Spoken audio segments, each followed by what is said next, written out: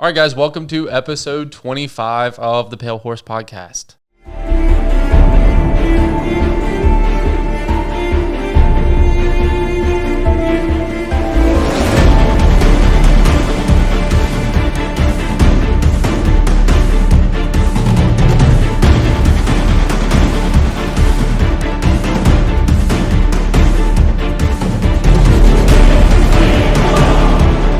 All right, so I'm here with Christian. We're here to film episode 25. Thanks for tuning in with us.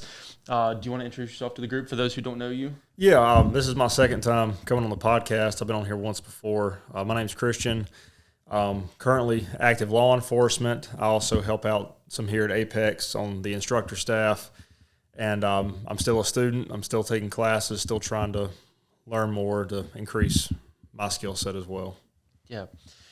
So, wealth of knowledge. We just got done teaching a night vision CQB class last night, and so we're kind of coming off the cusp of that. It was actually a weird class. It was half NVG, half low light. So Dan was kind of leading the NVG side. I was leading the low light, the white light side. And then we actually did a combined class, which was super interesting, unique, and there's just so many takeaways. But was talking to Christian about what we want to do was let's talk about night vision, which was so perfect because it was so many questions. We ran almost an hour late last night. Just so many questions and about kits and gear and thermal versus dual tubes versus monocular versus weapon mounted versus a flashlight, and then drones came into play, and there was just one thing after another. So. I guess give me some of your takeaways on nods or as far as like hunting or self-defense applications. What are some thoughts that go through your head as far as setups and singles versus duals and things like that? Well, that's a lot. It's a lot. To talk about just everything. I do believe there's a time and place for all of it, where white light's more beneficial, where night vision's more beneficial, where thermal's more beneficial. So we can go over kind of each aspect. If we talk about it just strictly from a home defense scenario, even as somebody that has night vision, it's a really hard stretch to where you get a bump in the night and, okay, let me go ahead and throw my helmet on. All right, let me go ahead and put my night vision on. Do I even have my battery in my unit? Yep. So let me put that in. Yep. All while you've got activity or commotion going on throughout the house, when it's a whole lot easier to pick up that handgun you've got the white light attached to, or the rifle you've got, or shotgun that you've got the white light attached to. You were talking before we started even, and I completely agree with you. With night vision, whether you're running dual tubes or a single tube, you're cutting your field of view down to about 40 degrees versus your normal vision that you've got 180, and that's including left, right, up, and down. Mm-hmm. That, and you can go ahead and get into that when we were talking about your ability to process that much faster. Yeah. With your field of view. Yeah, we were running a CQB class yesterday, solo CQB, which is a nightmare for most students, especially at level 1. And it was the guys, and I say this in every class, the guy who processes everything the fastest, he's usually going to have the highest chance of success. It's a guy who's using it's hungry eyes as a term. Guys who are using their eyes, their visual cues, auditory cues. It's a guy who's processing the information. Do I go right? Do I go left? Do I slice this, or do I step out in the hallway? It's the guys who, as we go get some, you have an indicator, whether it's visual or auditory, to say yes, it's something that's triggering, a door opens, something gets triggered, and then guys will just aggress that point, and then they're walking into an ambush, or they're stepping out into a hallway because they checked it, went into a room, cleared a room, came back out in the hallway, and just stepped right back out into it. They're not processing.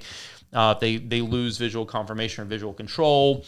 And so it is a processing game. And that's why white light or night vision or thermal, any of those things are so important, is just because in low light, no light settings, which currently I checked yesterday, stats are 51.2% of self-defense shootings are low light, no light. Right. So then you're having to gather that intelligence, that information somehow, how that's going to be as night vision, thermal, or white light in a no light or low light situation.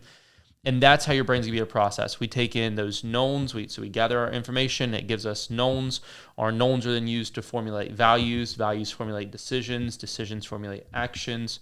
Otherwise, we just get stuck as a reaction, or we have no values assigned, and then it's just usually bias. Guys will go right because they're right-handed or left because they're left-handed versus, they'll choose the right wall because it feels better. And it's like, yeah, but dude, you're backlit on this window, and there's all these, but it's because it feels right. It feels right because you're right-handed. There's right-handed bias. That's why it feels. Or our brain's going, man, I want to see. So we choose the angle or the wall that we can see more, but then that exposes us more. Right. And then, and so we need to think about how those tactics. It's all about how we process information, and that's why white light thermal nods are so different. They are, and. When I touched on the home defense aspect, I really didn't talk about thermal. Thermal nowadays is really being pushed as this end-all, be-all to see in the dark. And it's great. It's good, but it absolutely is not the end-all, be-all. No. Thermal's very, very good for letting you know there's something out there. As somebody who hunts with thermal, predatory creatures, especially as your range increases, sometimes it can be hard to tell that coyote from a fox, right. That raccoon from a house cat. Very, very, very important distinctions that you may need to know before you take that animal. Yeah. If we apply that to more of a military situation, or even in my world, law enforcement situation, you've got to be sure, positive target ID. Yeah. So is that an officer with a rifle or the wanted felon with a rifle? Right, and that's very, very hard to tell with thermal. That's why I still believe night vision still plays a much better role especially for target ID, especially for CQB, because, and correct me if I'm wrong, there's not any analog thermal, is there? No, they all have a delay. Okay, it's all it's all digital. That's what I was getting to. So it's all digital thermal. I've used some digital night vision. Your digital night vision is a lot cheaper. There's a reason behind that. Yeah. It's not nearly as good as your Gen 3 tubes are. Your digital stuff does have a delay, just like your digital thermal has a delay. And that's a big deal, especially when we're trying to navigate and move around while looking through it. It's very, very difficult to do. Even if you are using thermal, night vision is still nice to have, just to be able to have like a helmet-mounted solution to move and navigate with. They asked us last night, I said, which would you have? And I said all three. I would have a ton of white light and different types of white light. I'd have admin, handheld. I would have weapon-mounted. I would have nods. I would have thermal. And in a perfect world, it would be we're assaulting up on an objective. We're all under nods. And then I send out my right and left security, my perimeter team, they would have thermal. And then as soon as the first guy gets shot, or as soon as the first door gets kicked in, or the guy screams or whatever, as soon as we go loud, then it's all white light. Mm-hmm. And then I don't really love weapon-mounted white light in CQB. I know most people love it. Actually, I do. I like it, but I also recognize you've got to have both. You do have to because have both. We don't want to be pointing our gun necessarily at everything that we just want to see, which also kind of gets into weapon-mounted night vision and weapon-mounted thermal. Yeah. I brought this with me today. This is specifically for hunting, predator hunting. It's thermal mounted, and that's why. It's only used as predator hunting. But I wouldn't want to use something where I'm only seeing with my gun. That means I'm having to point the gun at everything. You get into, if we're talking about back to law enforcement or some type of tactical situation, you don't need to point your gun at everything that you need to see. Also, it's very exhausting. It's holding a rifle up the entire time just to see. I made a post on Facebook. It's probably been out a year or so now, and I was dry firing, just clearing the house, detailed, clear and secondary search, and I was smoked by the end of it. And I put it on there. I was like, man, clearing the house with a rifle sucks, And all I got was like, you should work out more, blah, blah, blah, blah. And it was all these guys who have never cleared a structure with a rifle. I'm like, y'all, all the different angles. I don't actually love weapon-mounted lights inside structures, depending on the type of structure. If it was a single-wide trailer, okay. If it's a structure like my house, I've got French doors and glass French doors, and there's windows everywhere and bathrooms with the large mirrors. And so even like running the class last night, we came up to the doors to this room is glass. They're just double pane French doors. And I come up and the dudes are shining their weapon mounted light, and they've got, the stream lights on there, and they're getting all of this. It's a hard photonic barrier and all of this splash back, and they can't see on themselves. Yeah. They can't see into the room. So then the thing is, I'm like, guys, you have to touch that flashlight against that photonic barrier, against these double pane French doors, or against, let's say, a window to push outside, or you need a super high candela. Right. Those are the only two options that you have. And most of your weapon mounted lights that most people put on their weapons are actually more splash than throw. They're more lumens than candela. Candela is just now catching up, but you need a light made in the last year and a half, really. I mean, to be a good one. And so I have my cloud defense in my pocket, and I'm using that, and I can push right through that double pane, see everything on the other side, no problem. I was the only flashlight besides one X300 Turbo that was even punching through it. Everyone else was just getting splashed back, couldn't see. So they're having to walk up and touch that flashlight to that glass to actually push into that room, or to push through to the sunroom. They couldn't penetrate that photonic barrier. And so I'm going, man, how are you, if you're weapon mounted, now you're going to try to touch your muzzle to this glass and try to lean in, but I actually want it on this glass. You're having to run up and put your back to an unknown to touch your muzzle to here, and it just turns into such a complicated procedure. Also running like vehicle defense low light, for instance. Man, my pistol needs to be held at the bottom of the windshield. Well, my light needs to be held at the top of the windshield. So if I only rely on my weapon-mounted flashlight, then I'm getting all the splash back and I can't see through my windshield. And so there's tons of reasons why I don't. Vehicles and how inside structures and inside vehicles, I prefer a handheld, but I also prefer a pistol to a rifle at that point, just for dexterity and flexibility and open up doors and stuff. We've had that happen in law enforcement. What you're talking about is if we're approaching a house for, say, a wanted check, and now we're right on top of the structure, so now we're putting lights to windows, but unless you are pressed right up against it, all you're doing is cutting on a light, getting splashed back onto yourself.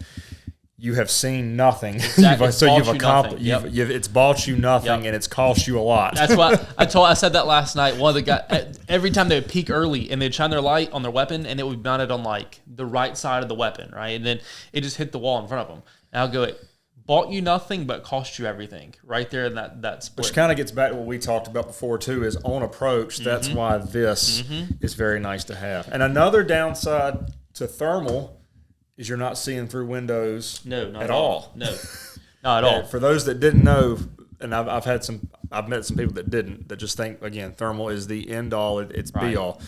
Thermals do not see through glass at all. No. Again, law enforcement, we've walked up on some houses and we've had people just chilling in cars at 2 o'clock in the morning, and you're wondering, okay, there's a house here. Why aren't you inside asleep like everyone else? But they're just chilling in a car in a driveway, and would have never saw them with something like thermal. Yeah. Well, and even we were playing around the vehicles, vehicle defense last week, low light vehicle defense, and they can't push through tint. They don't have a high enough candela to push through the tint, like window tint. And so then they can't tell, but the higher candela will be able to push through it. So not all white lights are created equal, just like not all white light placements are created equal. I'm one of those guys where I run my white light on my house, like inside structures and vehicles, my truck rifle, my bedside rifle. My rifle lights are mounted at the 12 o'clock position. And so yours is pretty solid. I mean, if you look at his right here, it's close to 12. But mine truly is at 12. And the only reason being, I had a lot of guys mounted theirs on the left side or right side or underside. I've never understood underside at all, but, underside. And when they would come up to hit a corner or slice a corner, half the time their weapon light was against the wall.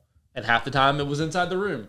And so if it's at 12 o'clock position, if I'm leaning, it's always going to be inside that structure, and even like pieing around corners in urban spaces. If I pie, my rifle light's leaned out. If it's on the left side or right side, if I come around a corner this way, then it's just hitting the wall in front of me. Your exposure's the same. Yeah, exactly. From both sides. That's even true with, let's say, night vision, right? Dual tubes versus single tubes. I like single tubes. And the only reason being, if I am like, let's say on a perimeter team, if I'm looking into a lit house and then I'm scanning the tree line to my left and right, then my eyes, your brain will pick up which one. So my non-night vision eye can pick up that structure with the white lights better. I can actually see color better. I can see contrast better. I can see around it. I'm not getting all the flare off my nods. But then as soon as I look left and look right, then I'm able to, my night vision eye takes back over and I'll look into darkness, and I'm able to, I guess, articulate my field of view better as far as that goes. But if, I'm coming around a corner this way and it's on my left eye, that's great. But if I'm coming around a corner this way and it's on my left eye, I've got to put my whole head past the threshold into the room to be able to see, which is where, again, I would then just switch right to white light. But, this is something me and you both agree on. Yeah. And I say what you just talked about is the disadvantages of running something like this PVS-14 versus a set of dual tubes. Yeah. I really believe that's where the disadvantages stop, and that's it. It is. And first, your dual tubes are very expensive. They're very hard to afford, and they are cool. They're very cool. But I've also compared directly, and when people say you're really only getting a 40-degree field of view either way, I didn't believe it at first, but it's really true. Yeah. You truly are. It is truly the same field of view through dual tubes that you're getting with just a monocular. Also, being able to recognize how the ambient light changes that are around yourself. Exactly. With your eye that's seeing what everybody else is seeing, being able to say, okay, am I standing out in more of a lit area than I really think I am? Because if I've got night vision over both eyes, I may be being fooled by that. Yeah, we brought that up yesterday. We had a night vision 1 class, and there was it was on the pistol pit at Rad, and so there was these lights coming off the ballroom, and they were just casting down onto the pistol pit. And here comes all these dudes in their dual tubes, and they're sneaking through the pistol pit. And then here's Rudy up in the ballroom smoking a cigar, taking a picture of him. It's just like 10 black shadows sneaking, and you can see them clear as day, But they don't know that. They just, because they're only seeing in white phosphor. Exactly. Well, yeah, and so last night we were clearing inside the house. I always say I don't have any lights that I can't control. I don't even have outside motion lights because I don't want to walk out the front door to sneak around the side and all of a sudden the motion light gets cut on and now everyone knows I'm triggered at them at the front. And the nice thing about nods is most of your Thor's down here scratching. Most of your motion lights are IR, so you can at least pick them up. I can't with white light. I won't be able to see that motion light with my naked eye at night, but I do with the IR signature. And you don't with thermal. You won't, you won't. And so we were sitting there clearing, and I thought, man, there's nothing in my house that I don't control, lighting wise. And then we went to go clear, and I know this like for myself, but most people don't realize their ovens, their microwaves. We always think, there's no lights that I can't control. And I was asking the guys that yesterday, and I'm like, how many of your ovens have a blue LED, 10:38 p.m., whatever. Yeah, the clock. Microwave, the clock, what. And so here's all these night vision guys creeping through the kitchen last night, and the blue LED, 9:38 p.m. off the front of the oven is illuminating the kitchen. And so they're backlit, so they're coming around sneaking, and there's just 2 students in the dark, bang, bang, and just smoking them one after another because they don't realize that ambient light around them. And also, it's some of the students wanted white light. And so the comparison last night, we put them in the shoot house, gave them force-on-force guns, and it was nod versus nod. It was white light versus white light, and then it was nod versus white light. And that was our knockout rounds.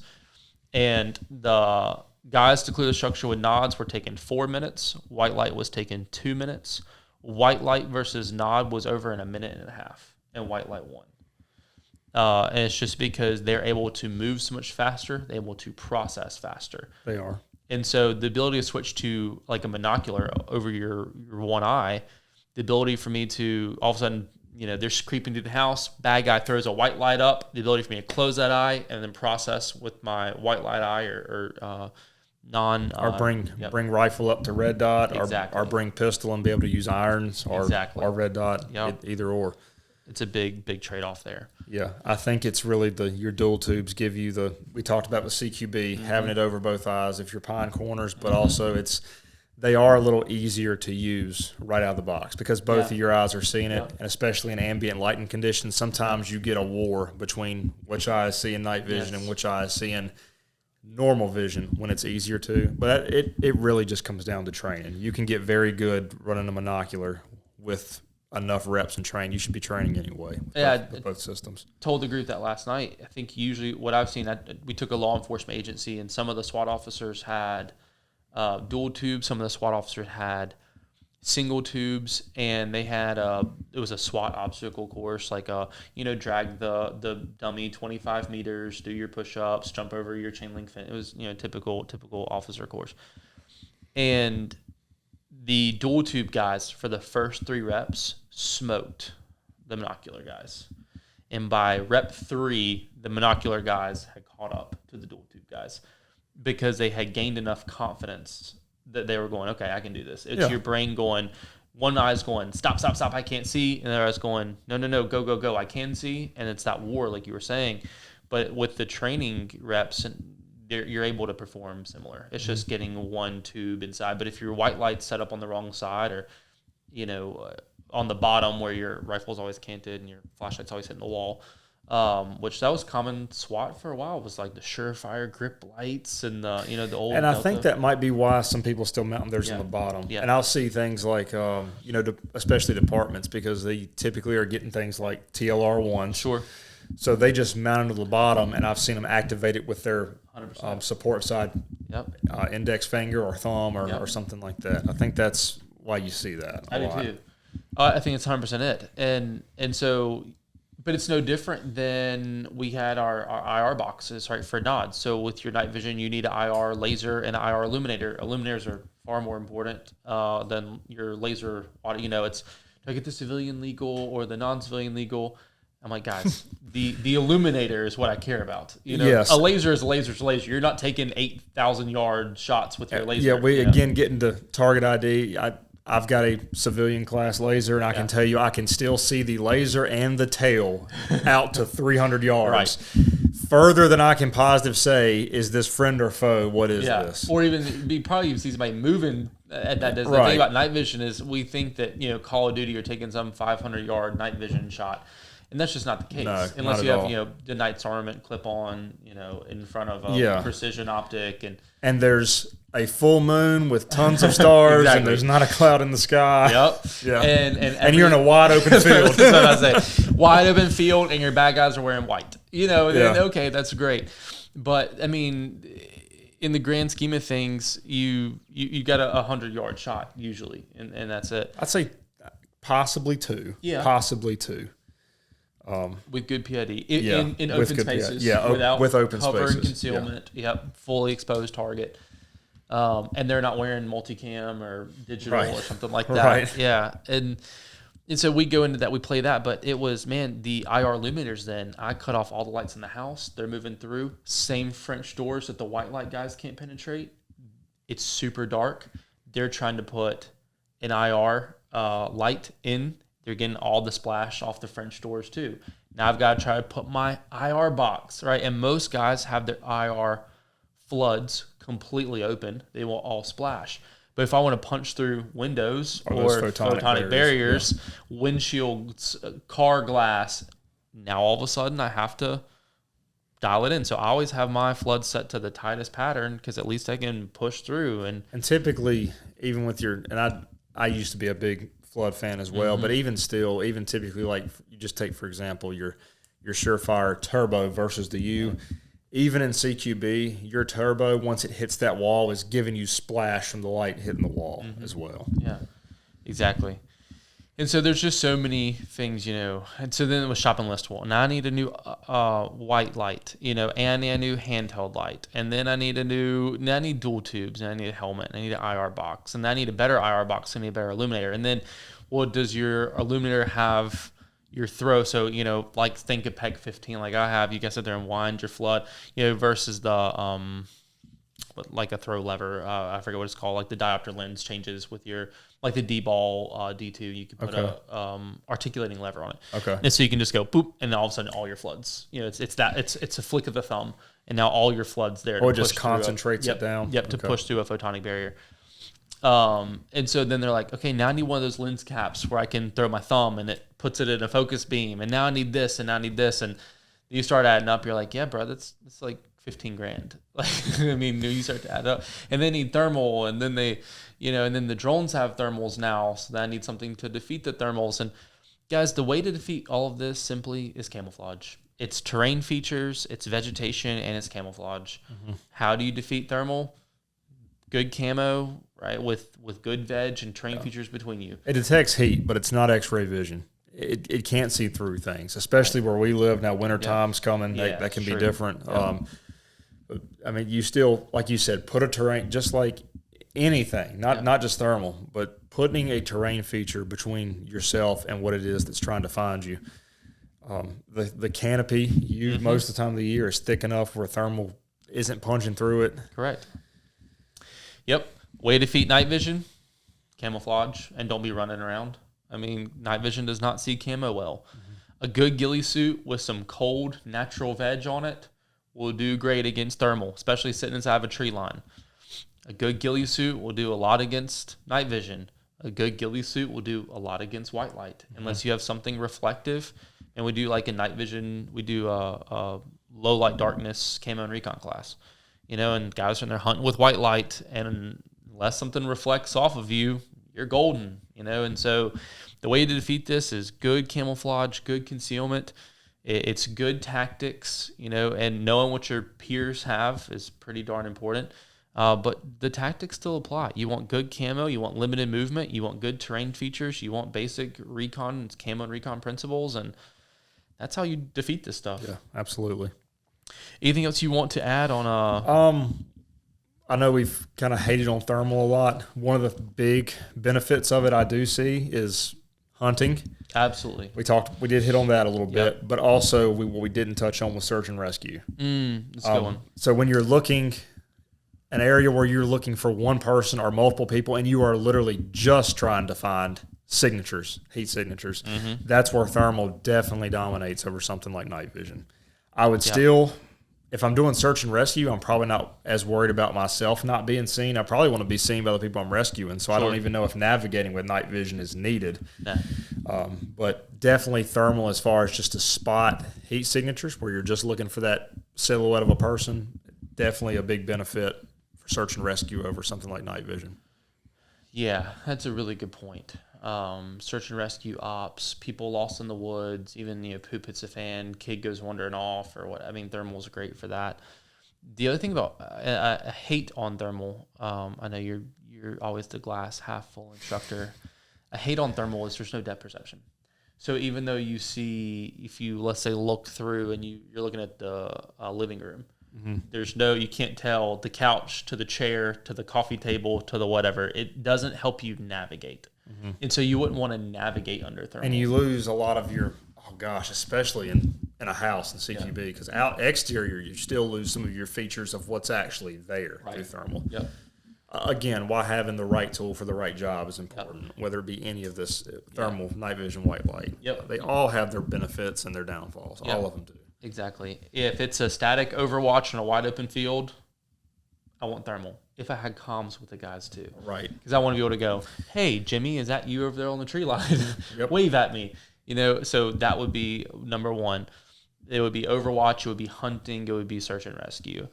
And then my nods is moving up through the objectives. I still kind of want a monocular. Placing good target ID after maybe a thermal signature is detected. 100%. CQB as far as deliberate versus dynamic. Night vision's still going to be better. And then if I'm going to drive or fly, I want duals. If I'm walking in the middle of a thick jungle canopy, I want duals. If I'm coming out into open spaces or getting close to structures, and I worry about ambient lighting or even full moons. I mean, last night there's all these dudes creeping through the house. And you've got a shadow cast. And you got a big shadow, I mean, walking up to the front door, and they open the front door, and the front door, it's a full moon out, shining right at the back of the door. So they open up the door of the shoot house, and they're just this big black shadow, and they think that they're ninjas, And so then I would want a monocular, so the ability to fold one up. And then once things go loud, I would want to switch to white light, or even like admin, I want to switch to white light, or if you're on a team during a search warrant, you do your primary search with nods, nothing happens, I would do a primary clear. I would do a secondary search with admin and white light, or intel gathering or whatever the case may be. And so you really do it to a point need all three. And just like my Overwatch, my perimeter team, I would have them have thermals. They can't see through the glass, but they can check the bushes and dudes hiding in the corners. And for an Overwatch, your night vision is probably not even ID and what's in that glass from a further distance. And it won't be. Exactly. So now what my Overwatch... And we're definitely not using white light for that. No, I mean, the Cloud Rain, no. Give away your perimeter team. Yeah, great. Although many departments do that. Well, that's all they have. Right, exactly. And it's that thing you talked about of like, I need to see this thing, but what have you bought versus what it cost you? Mm-hmm. Get back into that again. Yep, and that's the ultimate question, right? And all of this has a tactical trade-off. None of it's perfect. Mm-hmm. White light's not perfect. I mean, I've done great talks about white light, but you got white light discipline. I wouldn't want white light walking through the woods. I want dual tubes. No, because anybody around you that's using, especially night vision, oh my gosh, you've just broadcasted a giant beam of look at me, here I am. Yep, and then, but that goes back to then training where we'll if I know I'm fighting peer, we'll put an IR chem light or we'll put up something, and then all of a sudden the first thing every team wants to do, hey man, I see something over here, and every team lead, great, lasso it, and they'll take their IR laser and they'll lasso that object, and all of a sudden there's 8 of us in the tree line, set a perfect L-shaped ambush, and we go, oh, there they are, and then we'll laze them, and so there's always that trade-off, tactically, always that trade-off there. So I think it comes back to training. It's all a value proposition. Always. I know passive is something that's becoming a lot more popular as far as using night vision. Yeah. I'd still say probably for CQB, laser is going to be your best bet. You're, if you're clearing rooms, you're not worried about someone from another area seeing the laser at all, and you're still a whole lot faster with a laser. Yep.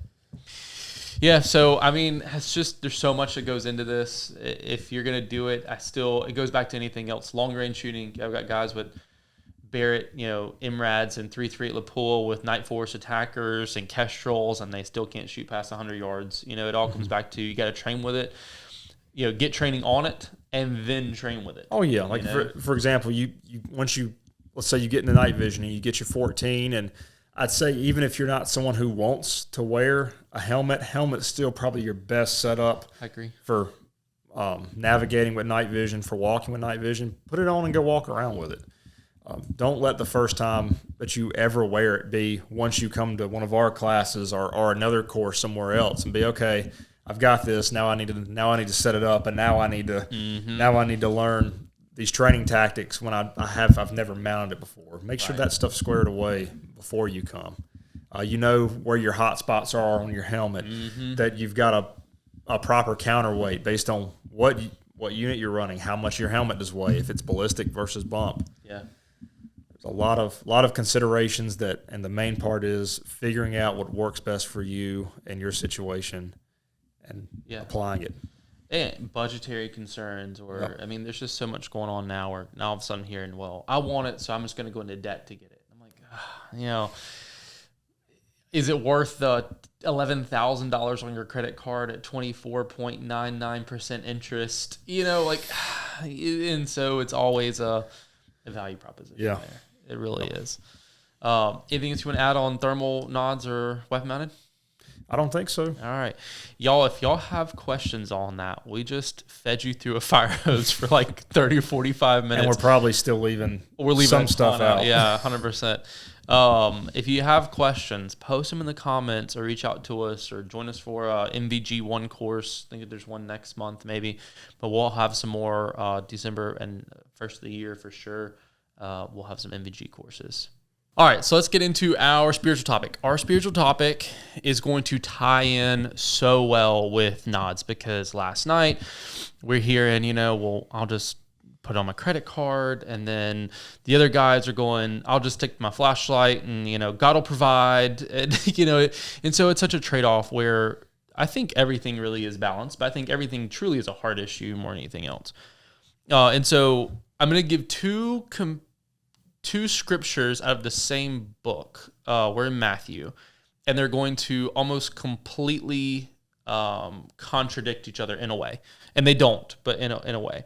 So I'll start with Matthew 6. We'll go verse 24 to start. So this is talking about no one can serve two masters. For either he will hate one, love the other, or will be devoted to one and despise the other. You cannot love and serve God and money. And then it goes into, so therefore I tell you, right? And the therefore is, even though it breaks it up in most Bibles, it's directly playing off in verse 25. Do not be anxious about your life, for what you will eat, for what you will drink, nor about your body, what you will put on. Is life not more than food, and the body more than clothing? Right? And it says, look at the birds of the air. They neither sow nor reap, nor do they gather into barns, and yet your heavenly Father feeds them. Are you not more valuable than they? And which of you is being anxious can add a single hour to your lifespan? And why are you anxious about clothing? Consider the lilies of the field and how they grow. They neither toil nor spin. Yet I tell you, even Solomon, who was the richest and the wisest of all, in all of his glory, was not arrayed like these. If God does not clothe the grass in the field, but if God so clothes the grass of the field, which today is alive and tomorrow thrown into the oven, will he not much more clothe you, O you of little faith? Therefore, do not be anxious, saying, what shall we eat? What shall we drink? What shall we wear? For the Gentiles seek after these things, and yet your heavenly Father knows that you need them all. But if we seek first the kingdom of God and his righteousness, all of these things will be added to you. Therefore, do not be anxious about tomorrow, for tomorrow will be anxious about itself. Sufficient for the day is its own trouble. This is a pretty famous passage in Scripture entitled Be Anxious for Nothing. And this trades off because some of the guys in the white light class are looking at the guys in the nods class, and they're going, wow, y'all are like paranoid, and when will this ever apply? And, and so it goes back to being anxious for nothing. And so I hear this verse quoted often from students where I'm like preaching preparedness, and they're going, y'all are just paranoid. I'm like, actually, no, I'm really not scared about anything. I'm not paranoid about anything because I'm pretty prepared for a lot of things, Yeah. And it's so I'm like, there's such a trade-off here where they quote this and they're going, see, be anxious for nothing, right?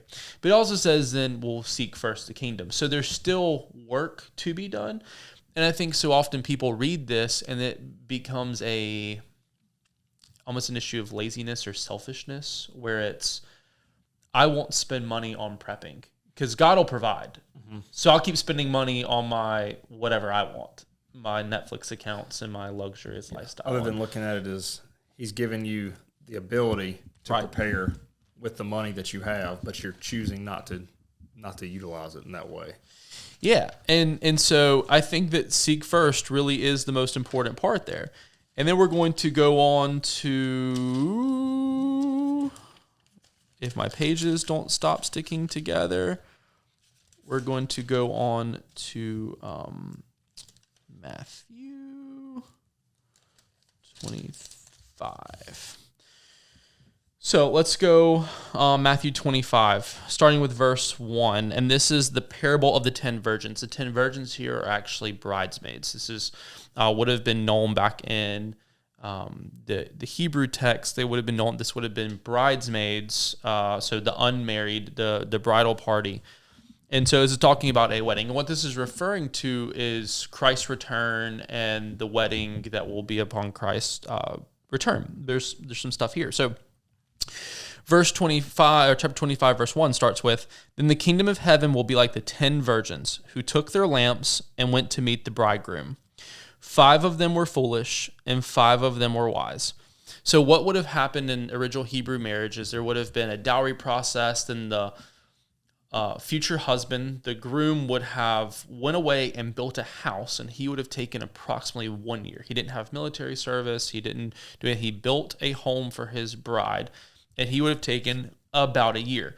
Now, there wasn't like text messaging and phone calls and FaceTimes, so he would have left sometimes, miles and miles and miles away. He would have built onto his own father's house or on his land traditionally, and then at the year mark, right at a year, he would return. Maybe it's from 50 miles away.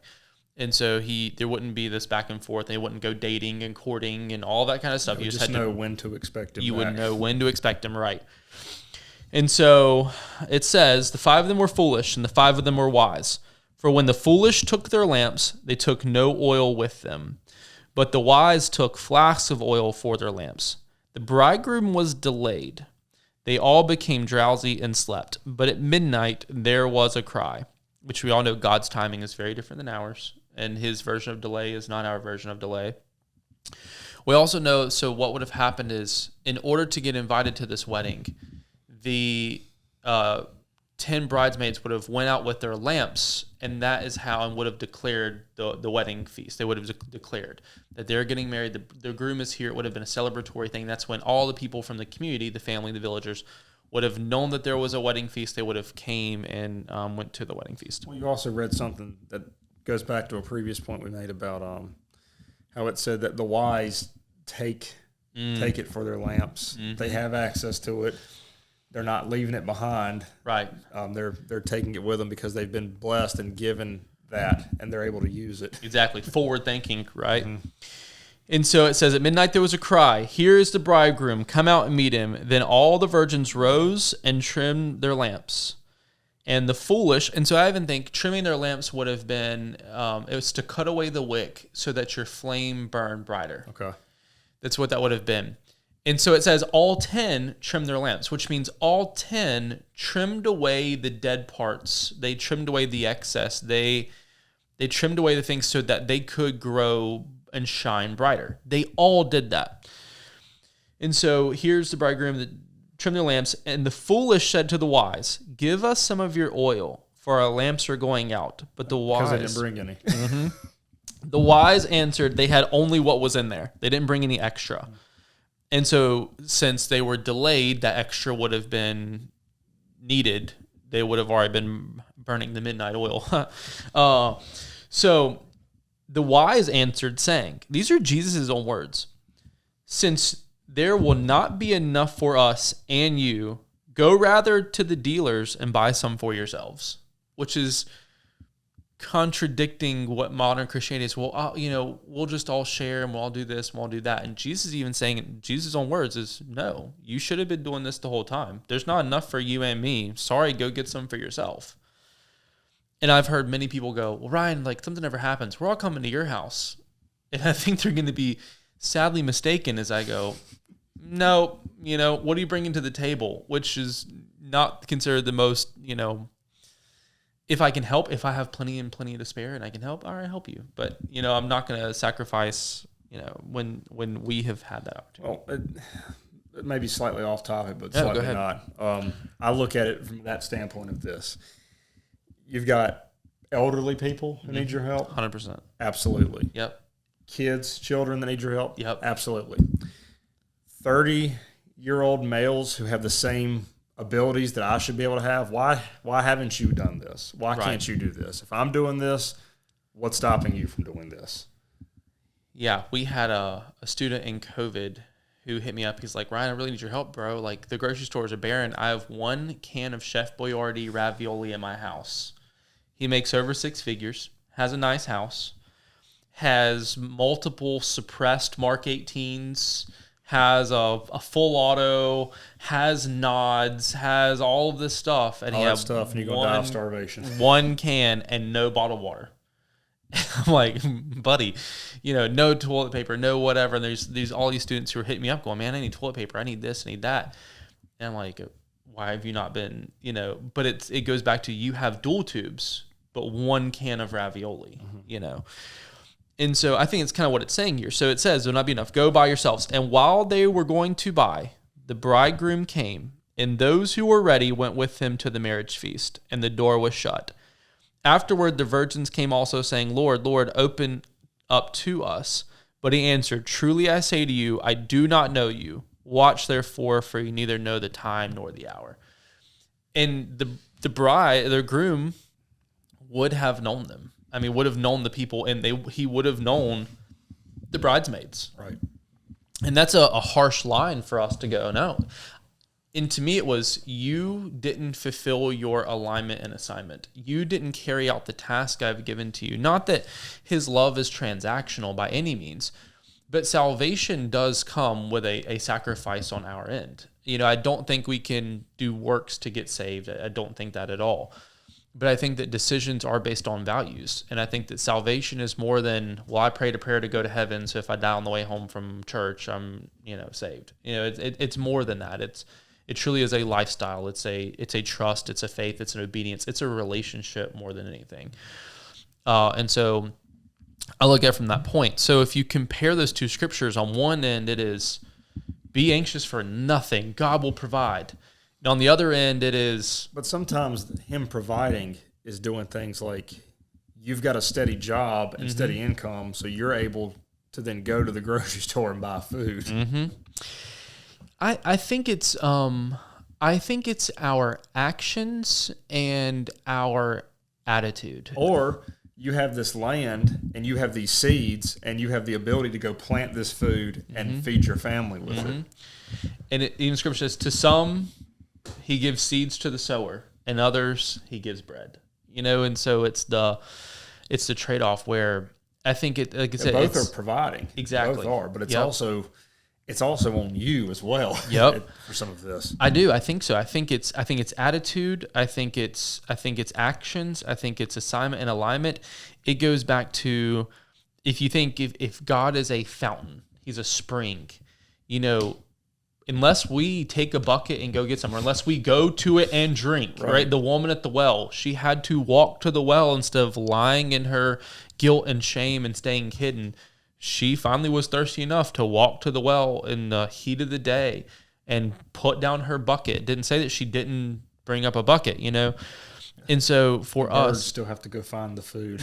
The people had to gather manna every day because it was today's manna for today. It wasn't today; it would rot if it was tomorrow. Which even gets into worry about tomorrow. Exactly. Don't worry about tomorrow. It's all the same. The parables still apply, and so I think so often, I think that living under salvation truly is simple.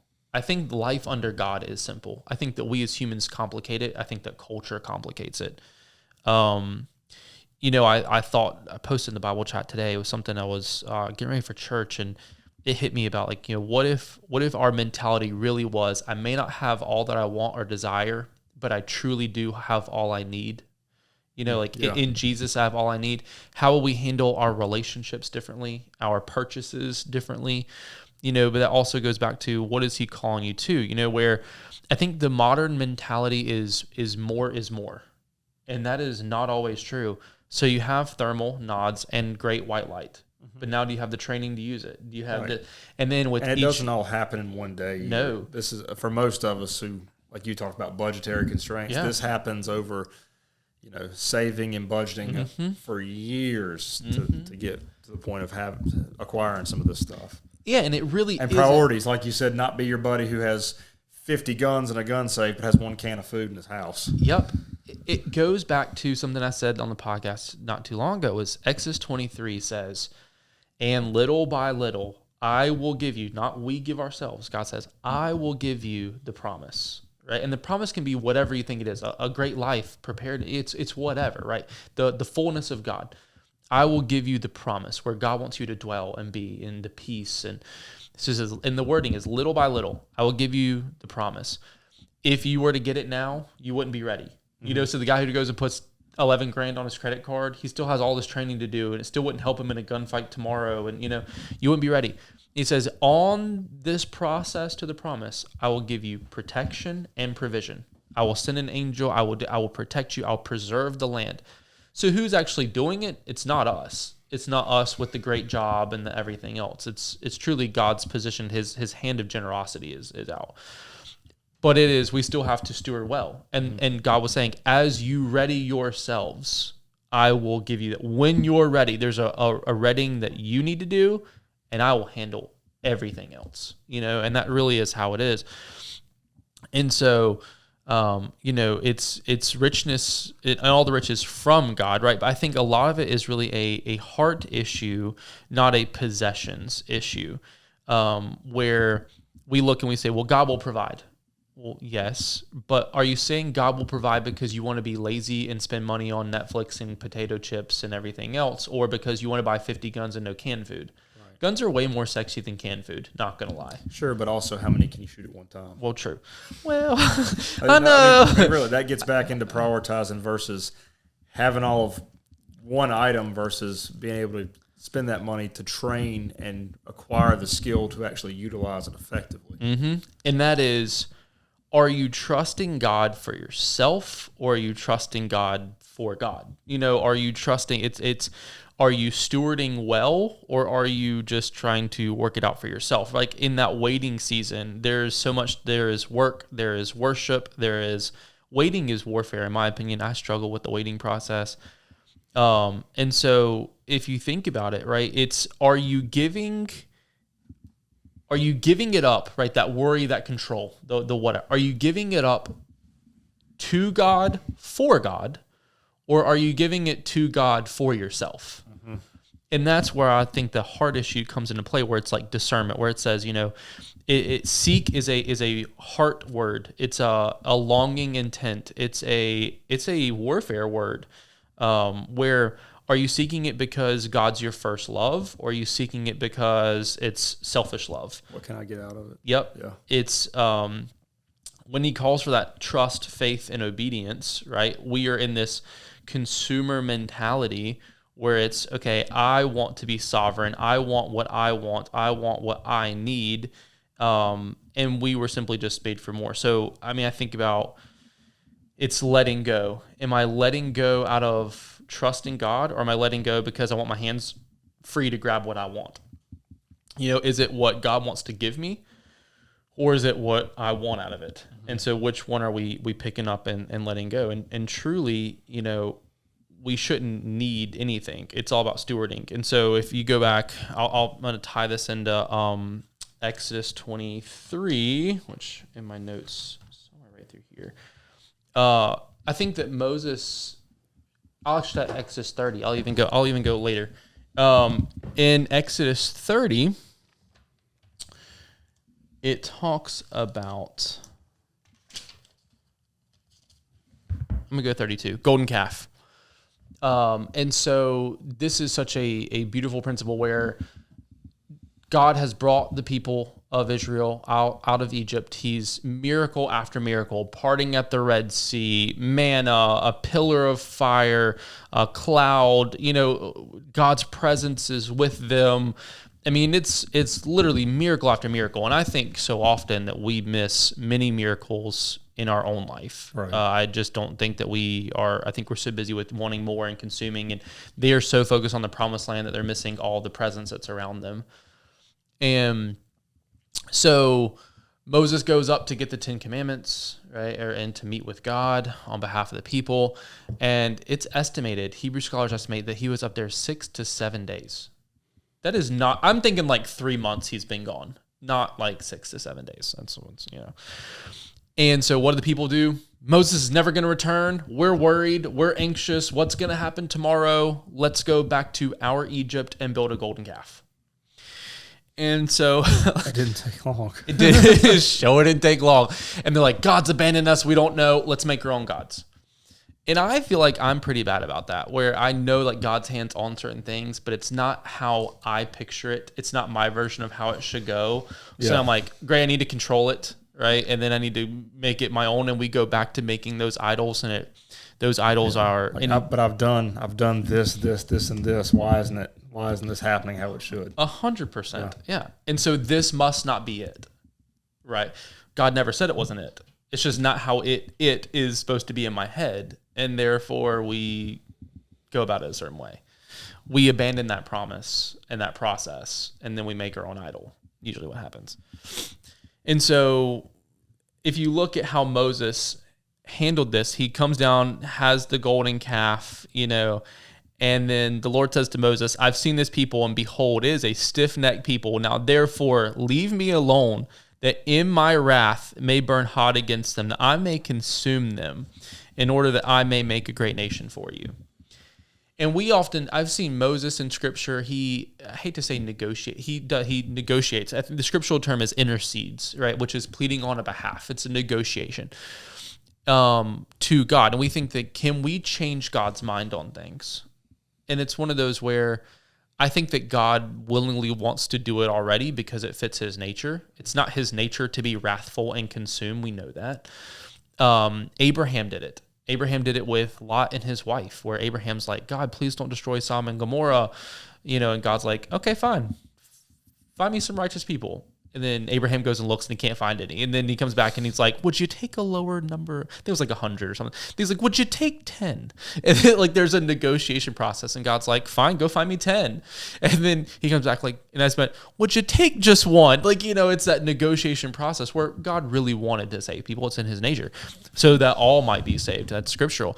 And then all of a sudden God, sends an angel and pulls Lot and his wife out. And then you have Lot's wife, who's not even mentioned by name. It's just Lot's wife, who the angel pulled out only to turn around and look back. And I think if you think about salt, she became calcified and stuck looking back at what she thought the promise really was. And so we do get lost there and stuck there. They looked back to the idols of Egypt, made a golden calf. And I love Aaron's response. It's like, yeah, we built a fire and all of a sudden a golden calf sprung out. It's like, no, it's not how that's his version. I'm imagining him like a toddler presenting the story.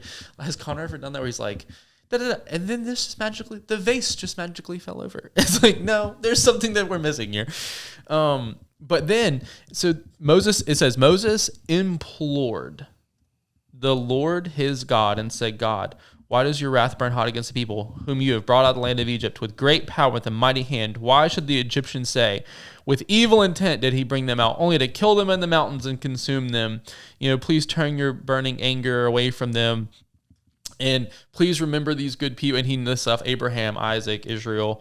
And it says, and the Lord relented from the disaster that he had spoken of, bringing to his people. Then Moses was like, fine. He went down and ended up, y'all probably know this story. He was burning hot with anger, ground up the golden calf, put it in their water, made them drink it. 3,000 of them died. All good things.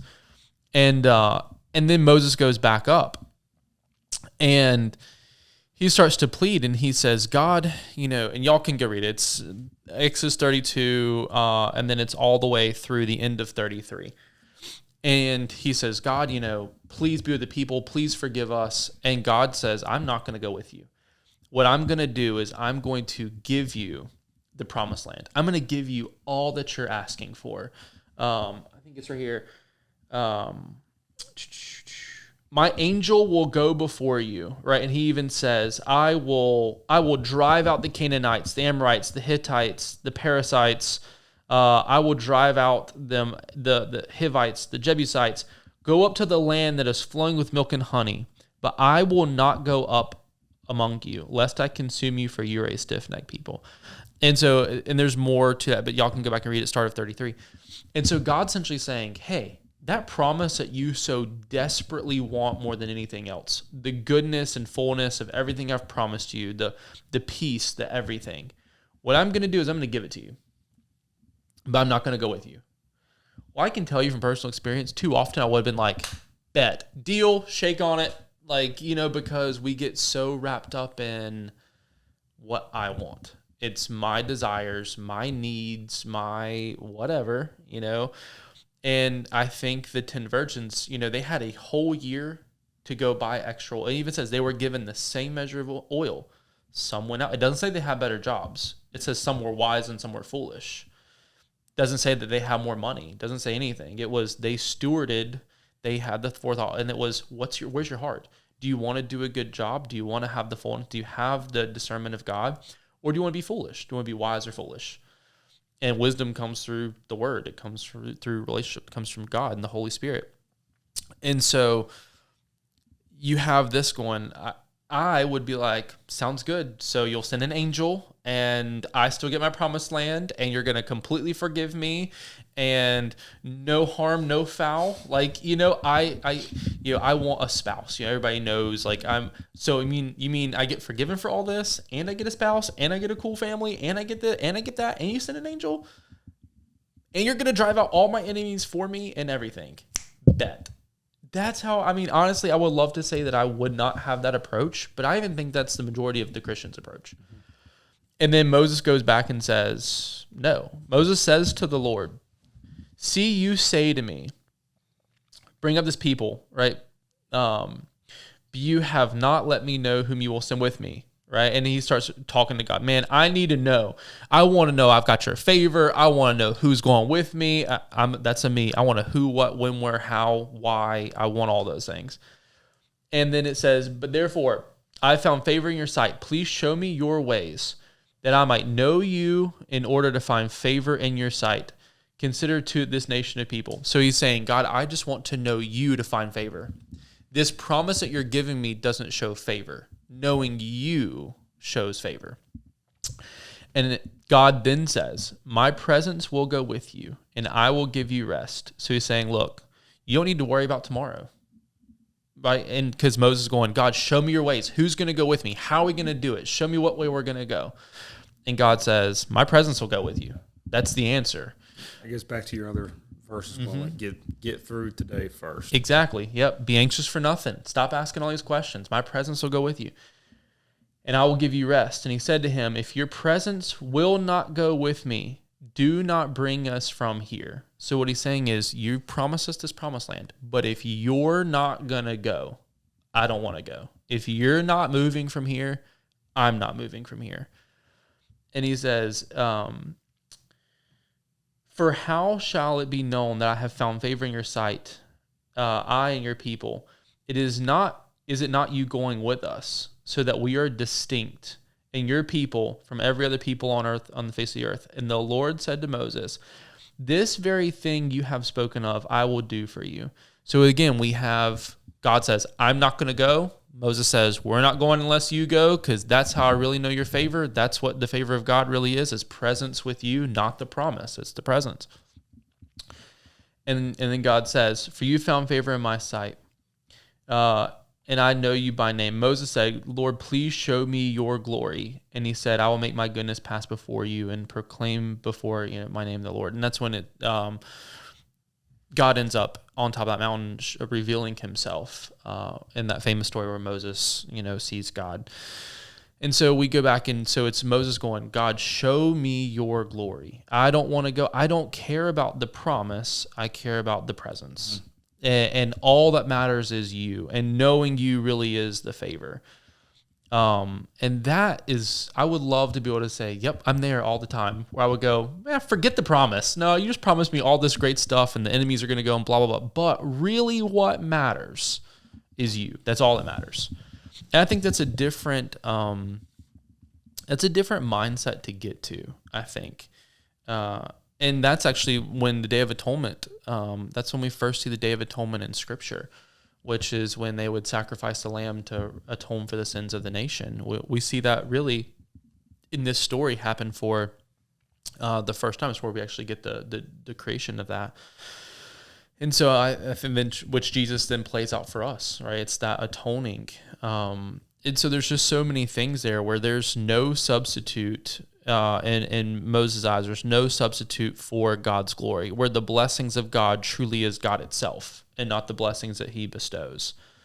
And it does show that there's a process to the promise, and it does show that there's power in prayer. I think we discount prayer so often, but you have Moses, interceding, and Abraham interceding, and tons of intercessions where we have, powerful prayers have altered the course of history and have, saved the lives of people, or I'm not going to say changed God's mind. I think he wanted it all along, but has changed the course, right? Or the outcomes. And so, like what Moses finally could see through all of it is, God, just show me your glory. That's all I care about. The manifestation, the presence of God, just show me your glory. I think too often we are too intimate with our idols to then be that level of intimate with our God. Yeah, that's a good point. Yeah. And it's culture. The first 4 words of culture is cult. Like we are so caught up in this culture of consumer mentality of my wants, my needs, me. The next purchase will make me happy. The next, I need more, so more is more.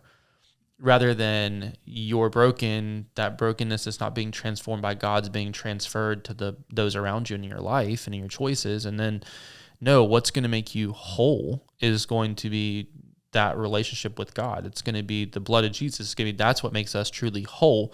Then from a place of wholeness, we can love and serve and not need, I think that's kind of the difference between the wise and the foolish in that regard. And so, that's where I'm at, where it's, in that waiting process. If you go back to like Romans 11:33, if you think about Psalm 8:3-4, y'all can look these up, where it's just like the awe and wonder of God. And I think that so often we lose the reverence is a good word, but we lose the awe, the wonder, the mystery of God. We're stuck in our daily grind and our routines, and we don't see how he's working. We don't see the small little things. We don't see how wonderful he is and the fullness, right? So wonderful, when Jesus says, my name is wonderful, that is full of wonder. That's how that word comes to pass. Like we don't wonder anymore at what God's doing or what God's going to do or even what God wants of us. It's not that he needs us. And I think that we don't see the worth of it anymore, where I think about like Adam and Eve, was the first real sin. It's wanting the knowledge, right? Not content to wonder in God. You know what I'm saying? I'm not content in wondering what God's going to do anymore. I have to go make my golden calf to force it to happen my way. I have to go to online dating because I'm not trusting that God's going to bring a spouse to class, or, whatever the case may be. I need to go text, some girl because, this promise I've been hoping for, I just don't see it happening. So that's not it. So I need to, I'm speaking to myself, Christians happily married, but there's things in your life, I'm sure, where it's like, man, I'm giving up on that promise, that process. I'm going to abandon that process because I want it now. So I'm going to go build a golden calf because I've lost the wonder and the awe.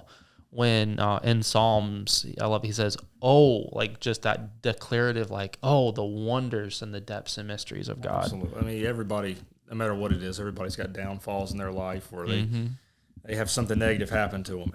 Everybody does. But sometimes also those negative things, you've got to be able to pick yourself back up, find the strength to make it through those times in your life.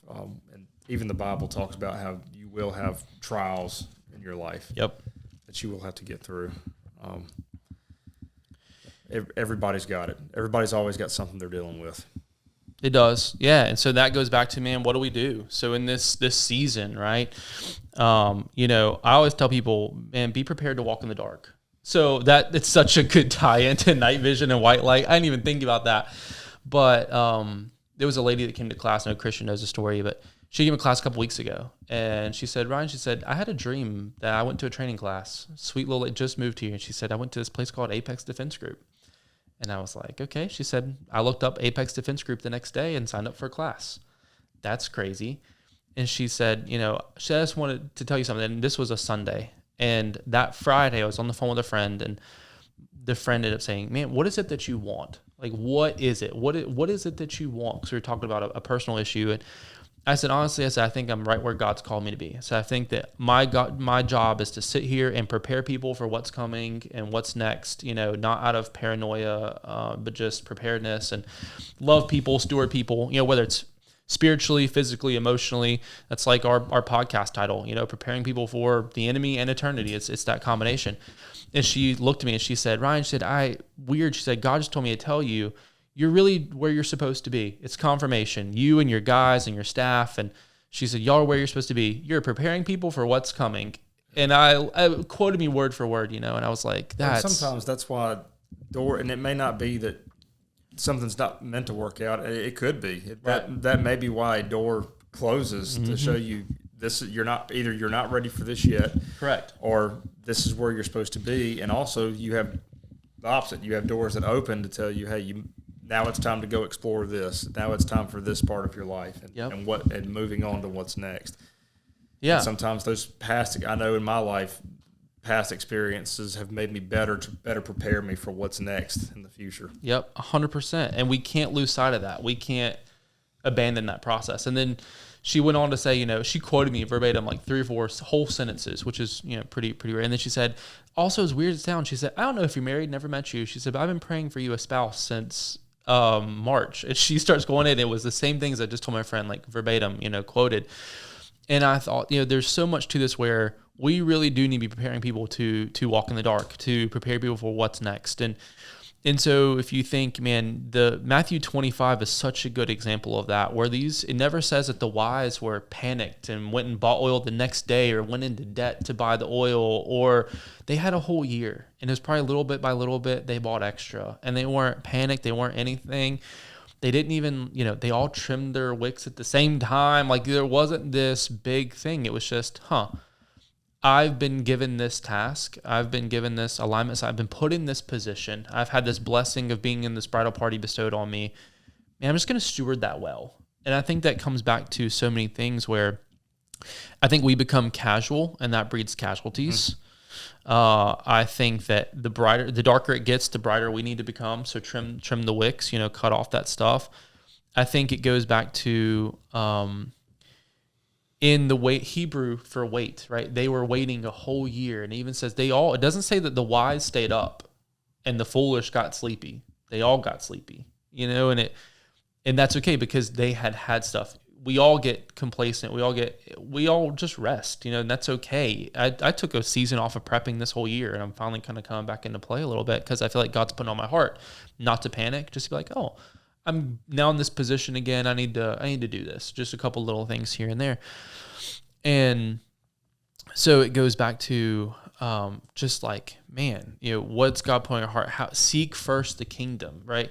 Are you seeking? Are you longing to do what he wants you to do? And I think so often, you know, it's a ready response. We need to be ready for that stuff. And so 511 actually love their slogan, always be ready. It's like, okay, but and so what are we doing in that year long? There's a waiting process. And that Hebrew word for wait is a military term. It means to lie and wait for an ambush. So Christian and I, we serve on a team and we were doing some team training not too long ago. And I think about, man, we're sitting there on that op to stalk the shop, raid the objective. And we were stalk up to our objective, and we don't just lay there waiting for, you know, 12 o'clock to hit to raid this objective. We stalk in, we all find advantageous positions, we're on comms constantly. I gotta say, like, time on target was 2 minutes. Time in the woods prior to target was 2 hours. The 2 hours was far more exhausting than the 2 minutes. Oh, there absolutely. was far more work put in the 2 hours and the 2 minutes. Whereas like, I can't see from here. We're moving again. We're trying to find a vantage point. Moving slowly and a lot of times in uncomfortable positions. 100%. Slowly and not making any ground hardly because you're trying to remain undetected. Yep. And then here's Rod like way up there and me and you are like center, and then you've got left security and they lose comms for a while. Then right security has to reposition 3 times and the clock's ticking and we're like, ugh, but we're gathering intel, we're counting voices, we're watching patrol routes, we're documenting, we're taking pictures, we're making a plan of attack. We are in constant communication. It's looking for work. It is. Just like in CQB or rural, a lot of people have heard that term, look for work. If you've noticed that something needs to be filled, fill that spot. Yes. And that's all it is. It's working. Like, it was far harder work for the 2 hours than it was the 2 minutes, in my opinion. Yeah. But once the 2 hours was done, we had such good intel that it made the 2 minutes easier. There it is. Fast. Yep. Time on target. If we hadn't have put in the work for the 2 hours, the 2 minutes would have been a cluster. We were outnumbered. They had the high ground. They were defensive. We were slaughtered everybody. I mean, instantly, and then still did clean up and everything else. I was actually gone. Surprised at how fast it went. Exactly. Yeah. It's because those 2 hours were hard. They were work. And so you're lying in wait for an ambush. That's the Hebrew term. And so it's, man, you're camouflaging positions. You're in constant contact. We should be in constant prayer. We should be in fellowship to those around us. We should be working, putting on our armor, but also being a part of the army. We should be doing those things. And that way, when that moment happens, the X happens, the bridegroom returns, the whatever, the God says, okay, here's the promised land. We are ready so that we don't blow it on the objective. We don't miss the miracle or miscarry the miracle. We've got it. And so, man, I think we should be preparing. We should be preparing spiritually, even more so. That's a parable about spiritual preparedness, but physically as well. I think downtime is prep time. Nothing's going on in the world right now. Great. Downtime is prep time. You are gathering intel. You're planning. You're pulling security. You're working on comms. You're building your camo. You're preparing. Dry firing. Absolutely. Shooting at the range, doing drills, learning new skills. Yep. Exercising. That's a big one. Yeah. Just if you're not able to go like, okay, well, what can I do before I go take this class? Or, obviously we're not training, like taking structured classes every single day. Right. Maybe you have a group that you like to train with, but you're not with them every single day because, of course, you work, you have your normal life, you've got to make time with your family. So what can I do in that meantime? Exercising is a big one. Yeah. You don't have to have a gym membership. You don't have to go buy a bunch of weights. You can still work out. Yeah, I don't bulk protein. I don't do whatever. So one of the guys said yesterday, man, what's your carry in the gym? I was like, I know a guy named Jim. That's as close as I get. But I will usually outlast most people because I do this. I've seen it. Because I do it every day. Very impressive. This is my full-time job. Yeah. But why though? Because we do it daily. I don't need to go to the gym if I'm like with a plate carrier teaching classes.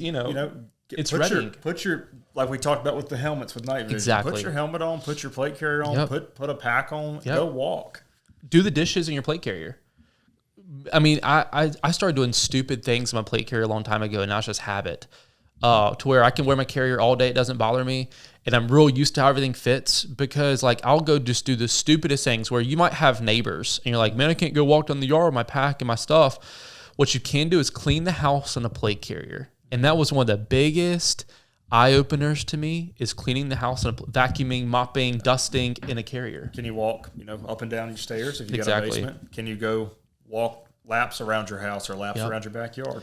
I would bend over to pick up dog toys or move the rug or pick up the ottoman to vacuum around it, and things would get caught and snagged. And I'm like, nope, that can't happen. Yeah, that needs to be moved. That needs to be placed. Yep. Placed somewhere else. Exactly. Just like you do at classes. Classes is a big one for testing out kit. You see what works, what doesn't. If I crawl, okay, well, this doesn't work very good for crawling. Yep. And for this movement, that doesn't work well. This mag change isn't right. I need to move this where it works better for me, works faster.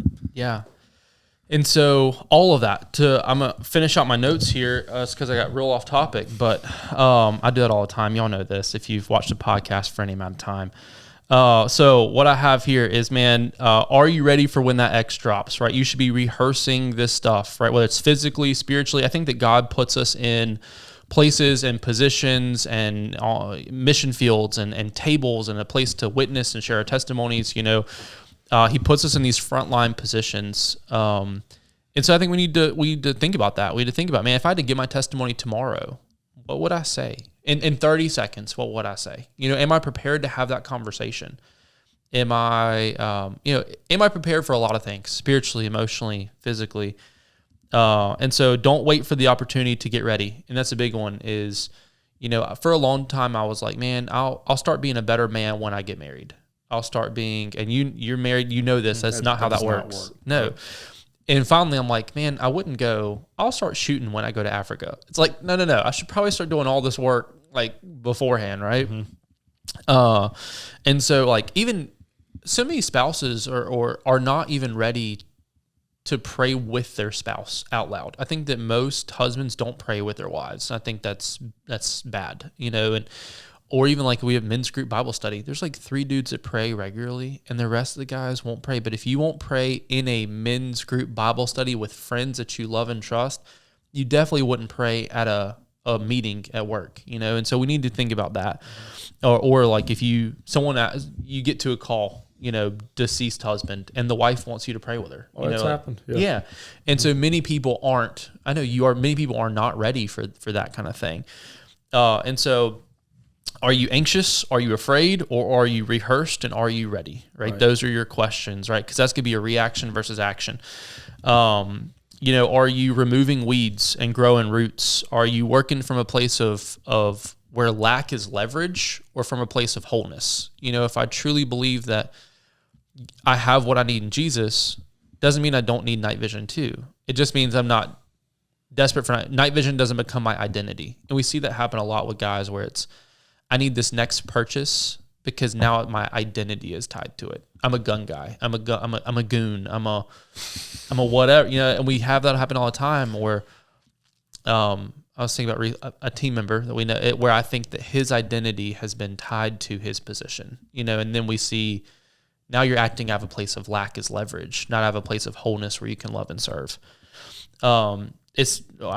Preparedness cannot be borrowed or bought when the time comes, and we just can't. Verse 9 says we can't. And we don't get to choose that time either. It chooses us. Yep. I have here ability equals responsibility. And I hate that. I feel personally attacked when I wrote that down. But I think we abdicate that responsibility a lot as men, as leaders. We do.